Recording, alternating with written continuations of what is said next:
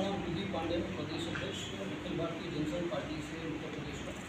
यह जनसंघ वही जनसंघ है जिसकी स्थापना श्यामा प्रसाद मुखर्जी, पंडित दीनदयाल उपाध्याय जी और प्रोफेसर बलराज मधोक जी द्वारा पूर्व में हुई थी। 1977 के विलय के बाद मधोक जी ने जनसंघ को जीवित और जागरूक किया और आज आगामी 2027 के होने वाले चुनाव को मद्देनज़र रखते हुए जनसंघ 111 सीटों पर चुनाव लड़ने की घोषणा करने के लिए आज यहाँ प्रेस कॉन्फ्रेंस रखा गया और उत्तर प्रदेश में जो पेपर आउट के मामले हैं वर्तमान सरकार के, राम मंदिर में चंदा चोरी के मामले हैं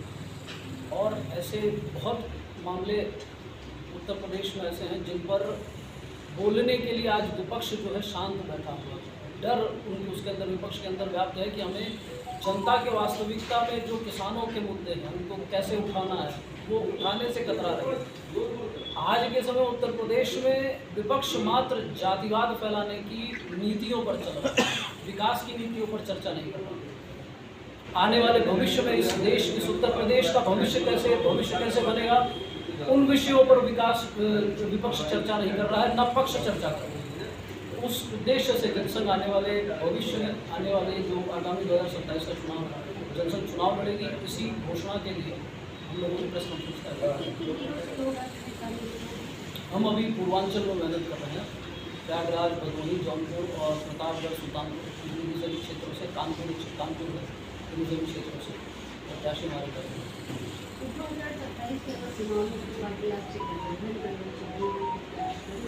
वो उस समय का चिंतन का विषय है, क्योंकि हमारी जो विचारधारा है वह पुरानी और अपरिवर्तित होने वाली जो विचारधारा, कहा जाता है निरंतर चलने वाली जो विचारधारा, आज वही सैद्धांतिक विचारधारा थी कि भारतीय जनता पार्टी की जो स्थापना हुई थी वो गांधीवाद और समाजवाद की विचारधारा पर हुई थी और इस विचारधारा पर चलते चलते इन्हें विफलता दिखाई दी कि हम सफल नहीं हो रहे हैं, तो बाद में इन्होंने हिंदुत्व का चोला ओढ़ करके अपने आप को उजागर किया कि हम हिंदूवादी हैं, बहुत बड़े। भाई आप हिंदूवादी थे तो आपने जनसंघ को क्यों छोड़ा, जनसंघ का क्यों त्यागा और जनसंघ की राजनीतिक हत्या करने की प्रयास की, ये प्रश्न आते हैं।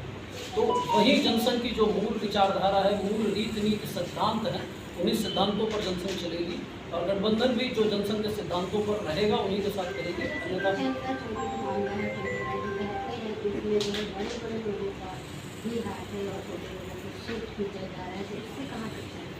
ये तो भारत की जो भी ये तो कानून चल रहा है, अंग्रेजी शासन वाला कानून, यह कानून स्पष्ट रूप से एक तरफ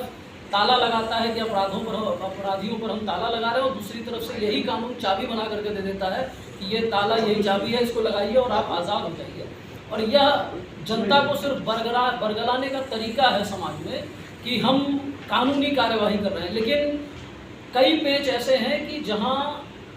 आदमी जेल तो जाता है लेकिन उसकी रिकवरी कभी आज तक आपने सुना नहीं होगा, किसी भ्रष्टाचार में किसी का संपत्ति जब्त कर लिया गया हो, उसकी नागरिकता रद्द कर दी गई हो या उससे वापस उतना धन जो भ्रष्टाचार में हुआ है उस धन की रिकवरी की हो, ऐसा कभी नहीं हुआ है। और यही है कि राम मंदिर मुद्दा मात्र ये 100, 200, 500, 800 करोड़ का मामला नहीं है। यह मामला जमीन खरीदने से लेकर के राम मंदिर की जो छोटी से कंकड़ पड़ा हुआ है उस कंकड़ से भ्रष्टाचार शुरू हुआ है और राम मंदिर स्थापना होने के बाद, चंदा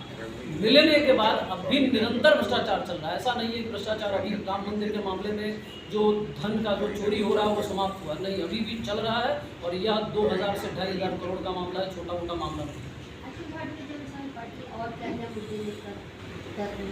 अखिल भारतीय जनसंघ के जो मुद्दे हैं वह एकदम स्पष्ट है कि हम जो छात्रों के पेपर आउट वाले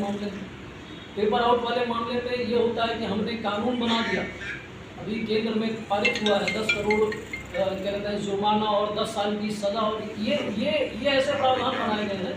जहां हम एक तरफ से बता रहे हैं जनता को कि हमने आपके लिए बहुत सुरक्षित कानून बना दिया, लेकिन ये उतना सुरक्षित नहीं है। ये मामला कोर्ट में जाएगा, कोर्ट में जज चाहे बेल दे दे, जज चाहे उनको रखे, और बड़े बड़े गंभीर और संगीन अपराध करने के बाद भी अपराधी बेल पर बाहर घूम रहे हैं, तो आक्षेप नहीं आएगा कि हमारा भविष्य बर्बाद हो सकता है। तो उन नियमों को सुरक्षित करने के लिए जनसंघ चुनाव लड़ेगी और जहाँ की पेपर आउट का मामला है, भ्रष्टाचार आज के समय में चरम पर है। जो वर्तमान सरकार ने भ्रष्टाचार मुक्त भारत का चिंतन करके आज के समय में सत्ता में आई और अखंड भ्रष्टाचार इन्होंने स्थापित कर दिया है।